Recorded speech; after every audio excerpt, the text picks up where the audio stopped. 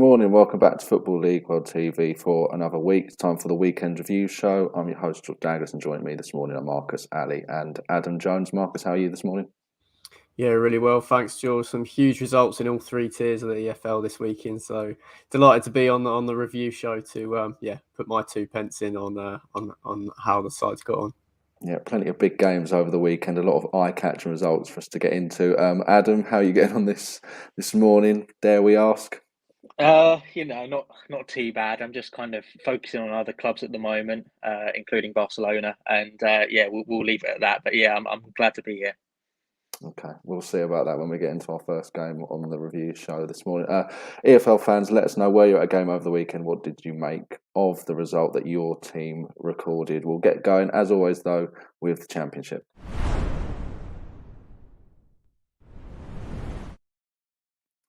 And we'll start with Reading's 1-0 loss at home to Millwall. Adam, we won't talk about Reading straight away. We'll talk about Millwall first of all. Marcus, I'll come to you on the Lions. 5 games they've won in a row now. Millwall fans rightly getting excited at this time of year. You know, putting a playoff charge together. But it's something that we've seen plenty of seasons past with Millwall, where around this time of year they put a bit of form together, hopes get up about a top 6 finish, and then they never really managed to convert it. What do you make of their chances this year of doing that?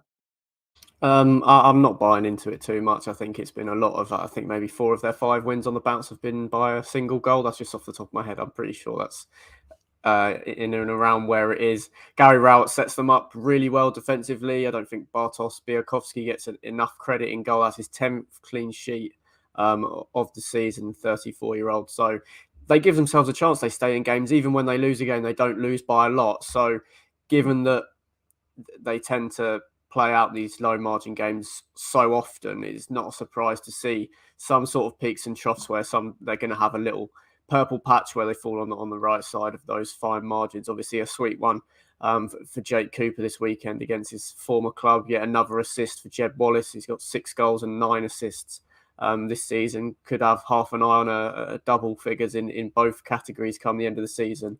But yeah, I'm not reading into the playoff to push too much. Obviously, given the recent run, they've staked a credible claim. However, I just think the sides above them are too strong and have a bit too much firepower, can make results a lot more comfortable than Millwall have been able to this season. So, you know, it's good to see them doing well. Gary Rowett's doing an outstanding job there. I think he's taken a lot of unfair flack this season when they've been a side that's been capable of going on a run like this the whole time. So yeah, they're stable, they're growing. The likes of Dan McNamara and Billy Mitchell becoming really key players that as sort of in their early 20s as well. So that's definitely a positive from Millwall's point of view, looking beyond the end of the season. But yeah, I'm not buying too much into their playoff chances. I think they're just finishing the season strongly and potentially could look to go one better next. Okay, we'll see what happens with the Lions. Adam, we will come to Reading now. Don't really know what to say too much. The performance perhaps wasn't terrible at the weekend, but I think there's probably more concern about off-field matters. It seems to be growing concern as well at the moment. And what are your thoughts on that, first of all?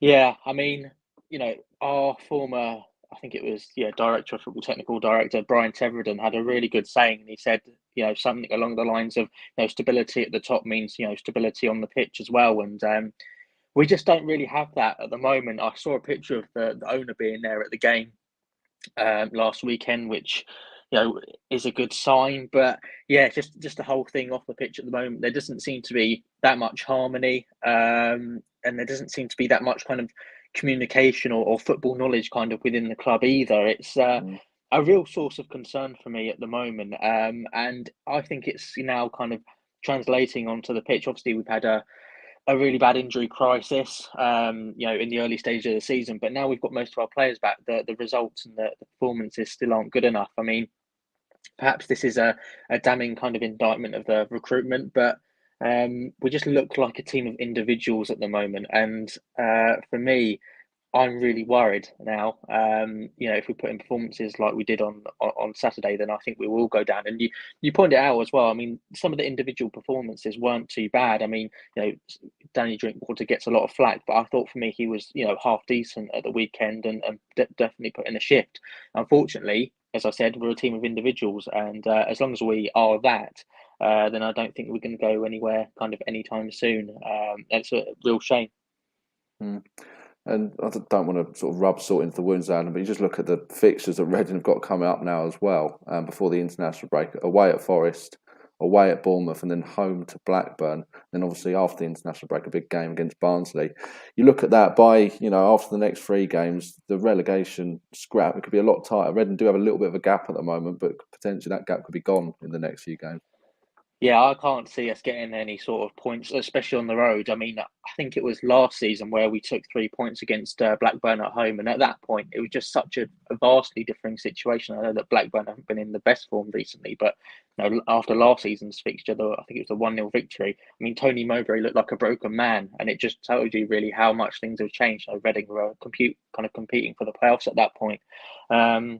So yeah, I mean the prospect of getting any points really between now and after the Blackburn fixture is it's not exactly looking great at the moment. You've got Nottingham Forest who are seem to be a well-oiled machine at the moment. You've got some real threat as well. AFC Bournemouth who are kind of getting themselves back on track, obviously with the defeat at the weekend, which was absolutely fantastic for them. But that one defeat won't set them too far, of course. And Blackburn, I thought their second half performance against Fulham was actually pretty decent in the lunchtime kickoff. So they can obviously take great heart from that into the coming game. So yeah, for me, it's I can't really see us getting any points from a possible 9 in those 3 fixtures. I think it's going to be a really hard slog for us. Okay, we'll move away from that one. That was Reading's 1-0 loss at home to Millwall. Up next in the Championship, talking QPR's 2-1 loss at home to Cardiff City. Marcus, come to you talking about QPR. I think you said before on a few other shows of late, you're a little bit worried about Rangers, the way they seem to be going at the moment. They got a good win over Blackpool 2 or 3 games ago. That was obviously going to be the hope that could be the springboard, get them back into form, but they've lost both games since. Not a great result at the weekend by any means, and there will be, concern that QPR are now going to drop out of the top 6 after being in there for, the whole season.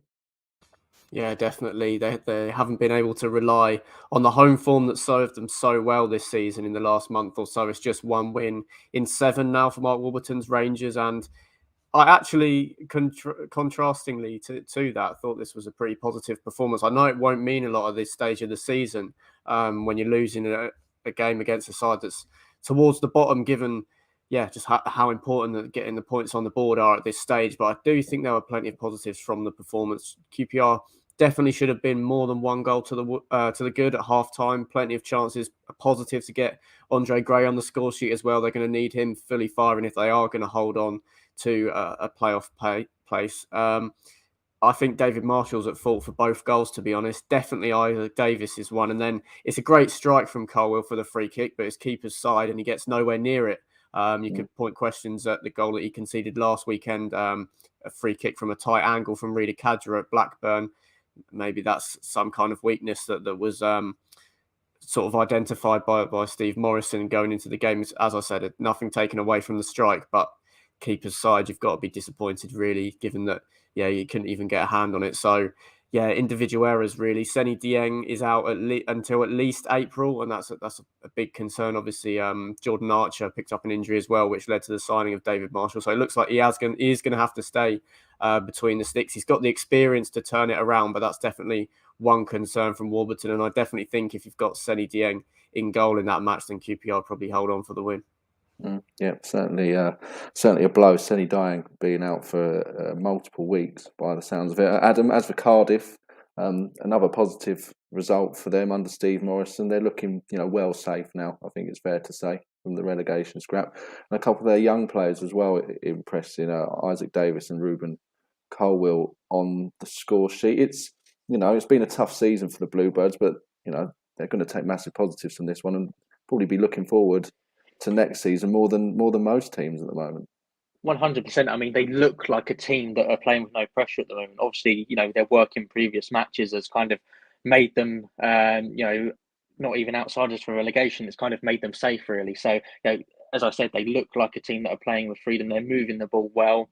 As you said, Davis and Colwill, they look really at home at championship level, and that'll be a a real source of encouragement really for Steve Morris. And obviously, their emergence has been largely down to him. Obviously, previously working with some of the young players before taking up the head coach position. So it's great to see some of the young players being integrated into the squad, and I think that'll be important for them as well going into next season. Because Cardiff at the moment financially, they haven't got the most money. It looks like obviously from quotes from last year from the chairman, they were seeking extra finances. So, having those young players there and having them scoring as well will be a massive boost for them. Obviously, they had to ride their luck at times, as Marcus has alluded to, really, with especially with the first goal. Marshall probably should be having stronger hands or stronger wrists in that situation.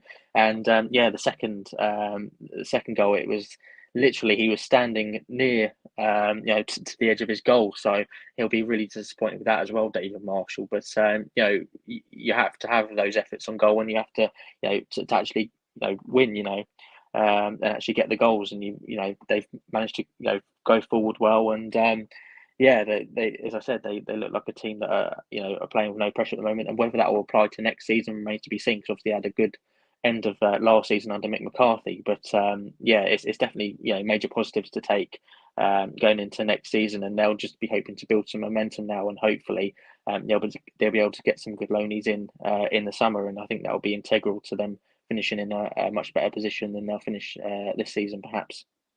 Certainly looking a lot more positive at Cardiff at the moment than it was earlier on in the year. One final game to talk about in the Championship, that's Derby's win over Barnsley. 2-0 victory for the Rams, Ravel Morrison getting a brace. Marcus, let's talk Derby first of all. Almost a little bit of a surprise, really, given the form they were in and given the form that Barnsley were in as well. But such a big result and much needed, especially given that Derby played a couple of games more than those around them. Yeah, it was a massive 3 points. I think if they weren't able to take the maximum points, then possibly people start writing Derby off, particularly with Barnsley gaining a little bit of ground on them in recent weeks. 2 great goals from Ravel Morrison. They seem to be a different side at Pride Park completely, which obviously when it comes off like this is a good thing, but is probably a concern for Rooney given some of their performances on the road of late. Some lovely one-touch football that leads to Morrison's cheeky chip for the first goal. And also the second, I thought, possibly goes under the radar.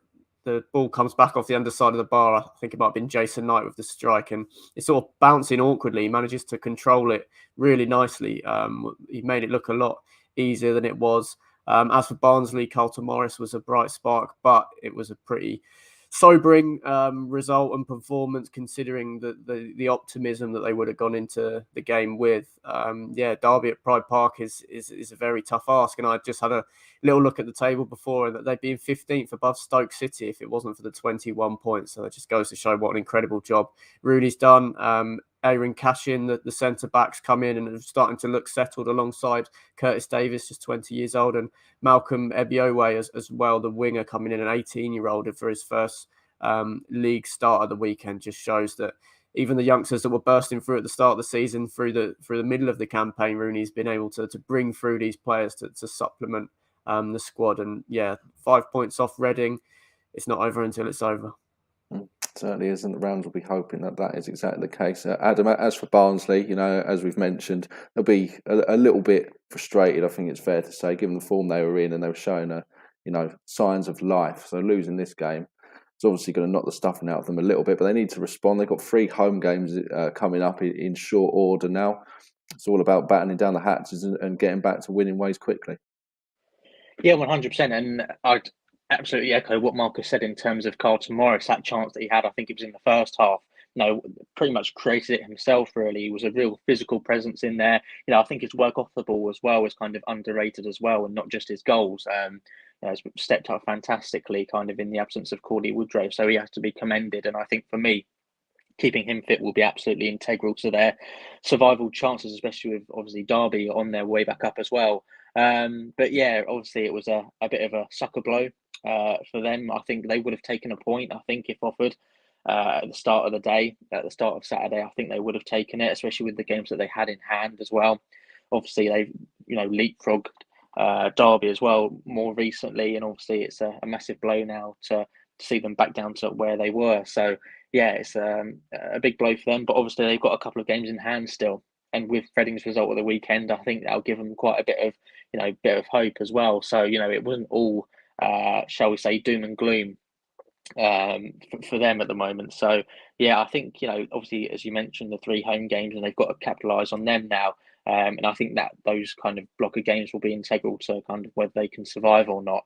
And I think we'll get a much clearer idea, perhaps, of kind of where they are in the survival race. But it's hard to say because there's been so much uncertainty in the survival race.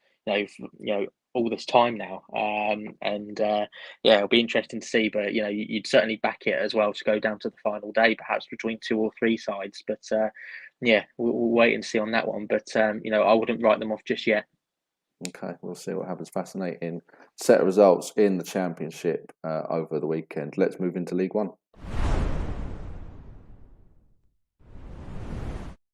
We're going to talk MK Dons 2-1 victory at Rotherham United. First tour, 10 men the Dons had for much of the game, but Harry Darling and Mo Isa with 2 goals in as many minutes provided them with a big away victory in terms of their promotion challenge. Marcus, Rotherham won't be too concerned about this result, but as for MK Dons, it's a huge statement, isn't it, really, from that they may still fall short in the top 2 race, but it just shows you how good they are at the moment. Yeah, it's an enormous result. The biggest one of the weekend for me, I think. 25 minutes, you're down to 10 men, a goal down. Obviously, Dan Barley's converting the penalty that Harvey had given away to receive a red card against the league leaders as well. To come back from that just speaks to the spirit of the group. They did ride their luck a little bit, but you need a bit of that when you're playing for so long with 10 men against such good sides. Hot on the heels of Wigan, they're 3 points behind, having played 2 games more than the Latics. And they're going to be preparing to host Wigan next Saturday, so that'll be enormous match. They were part of almost a playoff chasing pack, just trying to hold off the likes of Sheffield Wednesday a few months ago. But given the drop-offs of Wigan and Sunderland, they've really capitalised, and belief is clearly very high in the camp. Mo Isa, just to get that out, was scored the winner in this match, of course, and that made it double figures for the season for him. It's his first at MK Dons, so I think that shows some steady progress. It did look like a good signing on paper. He took a little bit of time to get up to speed, but it looks like he could be a big player and looking to chase down second place in the final few months of the season. And personally, I definitely think it's on, even if they can avoid defeat against Wigan at the weekend. I haven't been too convinced with the Latics' recent displays. We'll get onto that later on. But no, a huge performance from Liam Manning's side. And yeah, that's definitely something that he can reference in the rest of the season, that that they were able to turn that one around. So the gap to second place will be looking a lot less intimidating than it was. And yeah, what a commanding result. Definitely the standout result of the weekend for me. As for Rotherham, Adam, no time to panic really, but the title race is now out of their hands. Wigan, obviously, we'll get onto the result in a minute, but Wigan 4 points behind them now and having 2 games in hand on the Millers. How do you think Paul Warner reflects on this result? I think for me, there's a part of me that thinks they were actually, the fact that they scored the penalty was detrimental, because MK Dons then had to come out and play and try and get a point or 3. So the fact that kind of penalty went in, may have been a bit of a down point for them, because I'm not sure what approach Liam Manning would have taken really after the red card, but perhaps he would have kind of taken a point from that, considering that he was obviously Rotherham at the top of the table at the moment. Rotherham, I mean the defending, I think, for the goals were just a bit too casual for me. I think they looked like a team to an extent that were kind of already comfortable, perhaps at the top of the table at the moment. Obviously, we're going to have got the games in hand, but obviously, getting the points on the board is the most important thing, and that's why I think the automatic promotion race is wide open for MK Dons, because obviously they, as Marcus said, they're going to meet very soon, and as long as they've got some points on the board, they're going to keep that pressure up. So. I mean, it's a great result for MK Dons. Rotherham could look back at this as potentially costly at the end of the season, in terms of either the title or kind of automatic promotion. But they are human after all. So I think for me, it's how they respond which will be the most important thing, and not just not just this result. So they'll need to bounce back quickly though, just to make sure that they're they're really asserting themselves as automatic kind of promotion favourites instead of contenders. But nothing too much to worry about. But obviously, there's some things that need to improve because the defending was slightly casual, shall we say, against 10 men. Certainly disappointing for Paul Warren's team. One other League One result to talk about is Wigan's 1-0 victory over Wimbledon. Marcus, Wigan are a team that you said you've not been massively impressed with, despite their results. What do you make of the performance at the weekend? They obviously do, they're churning out the results more often than not, but do you think there's going to be a time where eventually they are going to come up short? I mean, as you mentioned, MK Dons are on the horizon now. I think there will be a drop-off at some stage. Having said that, even though the goals are a bit scrappy, I did think it was more comfortable than a 1-0 scoreline suggests. Wimbledon didn't really offer a lot in the final third. Will Keane proving the difference again, 17 league goals for him. And I was wondering, I don't have the exact numbers on this, but if there is like a most valuable player in League One, the player whose goals have contributed to earning the most points for their team, I think a lot of the narrow wins that Wigan have been able to grind out, Will Keane's got himself on the score sheet. And at 29, the amount of loan moves he had away from Manchester United, a couple of troublesome permanent ones, it's good to see him finally found the right fit, and he's using all his experience, getting in the right place at the right time. He's scored a lot of goals from set pieces, just following in a shot from outside the box and making light work of a tap in to earn the 3 points. So because they are not making games comfortable, for me, that suggests that at some stage they are going to start dropping points. And of course, it's a tough match at MK at the weekend. So I think there's more to come in this automatic promotion place. It might just be MK Dons that are sort of in the chasing pack by themselves. I can't see Wigan sort of running away with it and maybe even pushing Rotherham for the league title. I do see them as closer to MK in third, even with the games in hand, as they are to the Millers at the top. That's for Wimbledon, Adam. Another negative result for them. The wait for a victory continues. Having said all of that, every team around them in the League One relegation fight also lost at the weekend. So I guess, given where Wigan are, they perhaps weren't expecting too much. It perhaps wasn't that bad a weekend, all things considered, but they still need to get some results, don't they?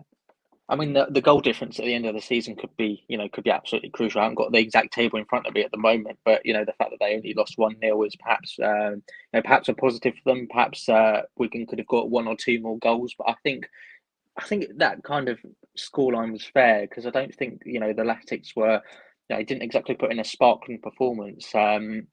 And Wimbledon, I mean, perhaps they played a part in ensuring that it was only 1-0, but there were a couple of defensive lapses, and for me that's a bit of a concern. Obviously, in their relegation battle, there was a couple of things that could have been avoided, I think, kind of defensively, and luckily for them, kind of Wigan didn't kind of capitalise on them. In normal circumstances, this probably wouldn't be the worst result, as you'd alluded to, but they need points on the board at this stage, and unfortunately, the only statistic that matters, from last weekend is the fact that they lost once again and they've got 0 points on the board, and that's a real shame for them.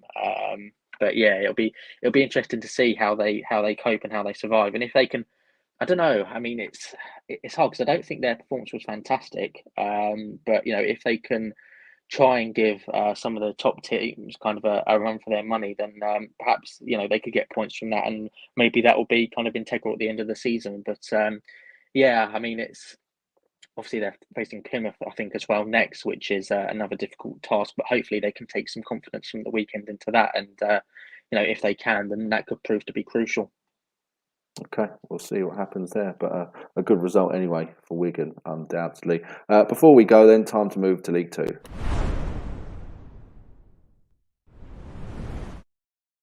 We'll start with a big result down in the bottom of the fourth tier. Carlisle United winning 2-1 at Oldham. A late goal from Morgan Feeney, giving the Cumbrians all 3 points at Boundary Park. Marcus, let's talk Carlisle first of all. I think new manager Bounce has firmly been installed at Brunton Park under Paul Simpson. They're going well. Not safe by any stretch of the imagination, but the form team down there, and at this point of the year, a few more wins and they pretty much will be safe, won't they? Yeah, a huge result. Paul Simpson was an appointment made kind of in the same model as John Sheridan, getting someone that had been successful at the club before back to the club, and to pick up 3 wins on the bounce straight away is an incredible start. They were a little bit fortunate for me to be only 1-0 down at the break. It was all Oldham. Davis Killian missing from the spot, but that they kept going. Amari Patrick getting on the score sheet yet again. What a signing in January that was. It wasn't quite working for him under Keith Millen, but he's clearly a player that, for me, probably should have got a bit more of a chance at Burton Albion. He's got 6 goals in 12 appearances in League Two since signing in January. So an excellent bit of business there. And yeah, you say they're not safe yet, but I fully expect them to be before we're talking about sort of the crunch final handful of fixtures this season. They did have to grind it out. I thought, I do think it was a positive performance from Oldham. They're still just 2 points from safety, but as for Carlisle, what a result that is. And yeah, it should definitely give them a bit of breathing space and hopefully the platform for those players to start playing without the nerves and looking over their shoulders that they have to grind out a result to keep themselves in the division. It does look like the change has done the trick, and the Cumbrians are going to pull away from this. As for Oldham, Adam, they'll be disappointed, especially losing late on, but they know that they can get out the bottom 2 because they've achieved it pretty recently. It's all about them going again, but you just have to look at their fixtures. It's going to be quite tough for them. They've got Swindon up next, Walsall, which is obviously a team that are going to finish mid-table, but then after that, Exeter, Sutton United, Mansfield, big games against teams that are all looking up at the right end of the table. And then after that, games against Leyton Orient and Stevenage.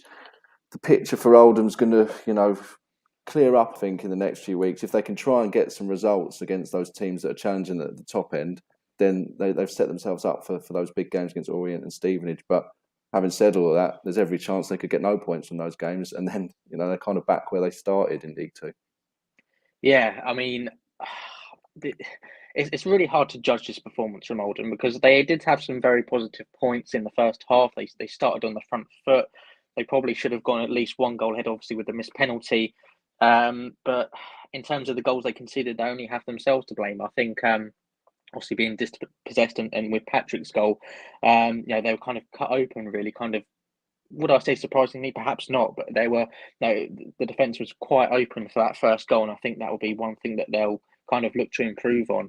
Obviously, with the kind of last minute winner as well.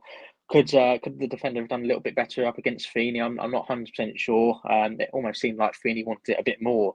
And at the end of the day, this result could be, kind of detrimental really to their season because they just failed to capitalise on their chances, and then they failed to kind of step up to the plate kind of after the break, like Carlisle did. And I think for me, perhaps, Amari Patrick, I think kind of made the difference in the end, was a real nuisance, not just getting the goal, but I think had a really good chance in the first half and then created a good chance for someone else in the second half. So, he's been a fantastic signing. Perhaps probably arguably made all the difference in the end. Obviously was the turning point in the game, the equaliser, just after half time, and fantastic finish. But yeah, for Oldham, I think they might be in a bit of trouble, to be honest, because I thought this was a fantastic chance for them, even though Carlisle made a fantastic start under the new manager. I thought it was a good chance for them to kind of get 3 points from this game, and so it proved in the first half that it was a great opportunity, but they'll be disappointed with their second half performance, and I think they'll be a bit demoralised from that. So it'll be interesting to see how they react. I wouldn't be surprised to see their heads kind of go down, if they concede a goal early on in their next fixture.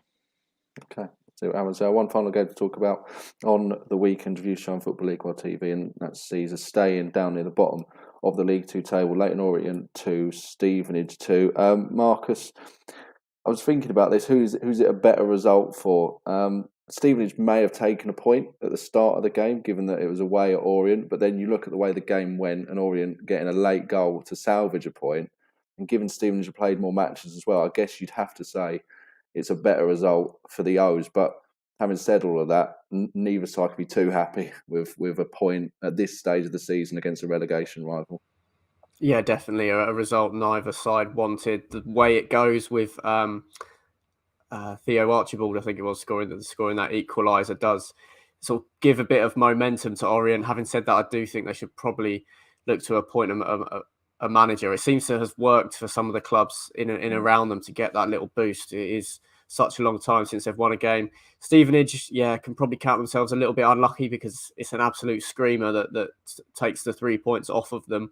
Luke Norris with an absolute thunderbolt to make it 2-1, one of the best goals of the weekend. That there was more positives in the performance for me from a Stevenage point of view than that of Orient. Paul Tisdale's a lot more experienced in this situation in the fourth tier, so they'll be optimistic about their chances, although obviously very gutted to have 2 points snatched off of them right at the end of the match. I think there was a big blow and a massive result in the race was Colchester United picking up a 1-0 win over Port Vale at the weekend, taking them clear of these two clubs. Stevenage still got a 3-point cushion on Oldham, 4 points for Orient, but they are two sides only heading one way, it has to be said. It's not a defeat, but it's definitely a result that I think from both sides, they're probably a little bit more worried, certainly from Stevenage's point of view, about their chances of staying up in the division after failing to pick up the 3 points than they were going into the game. But hopefully, from Orient's point of view, they can take a bit of momentum from this. We know the quality that they've got in the squad and can finally turn that corner in the coming weeks.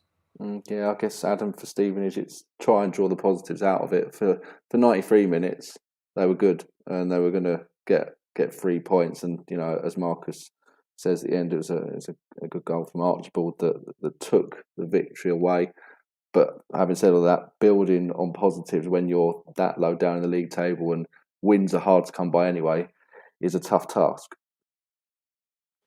Yeah, 100%. I think they were just unlucky in general over the weekend. I think if they played Orient maybe a week or two earlier, I think they would have got the 3 points from it, to be honest with you. And obviously the first goal as well, there's perhaps a hint of offside there, which I think they can count themselves unlucky with. And obviously with the second goal, it's just unstoppable, really. Archibald right in the top corner, fantastic finish. So, for Stevenage, it will be a massive, again, sucker blow for them. But obviously they'll be disappointed as well because Norris had perhaps arguably an easy opportunity in the second half that perhaps he should have capitalised on. Obviously, it wasn't the kind of the best chance. It was obviously a bit awkward really from a set piece from a long ball, but he'll be disappointed not to kind of put that one in the back of the net. Obviously, with the events that happened later with the equaliser, so they'll be slightly disappointed with that. But there were positives they could take from that kind of performance. And now no longer,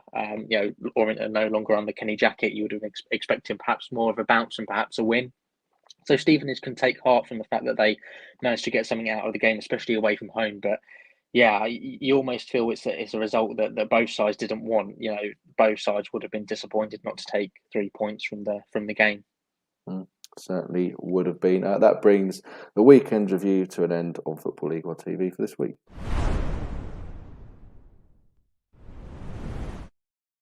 One other show that's coming up on the channel later today, it's at 4 p.m, the latest edition of The Debate. 3 Championship players who have surprised you and why can either be a good or bad surprise. We'll see who Ben Wignall has picked. He's joined by Alfie Burns, who will be hosting that one.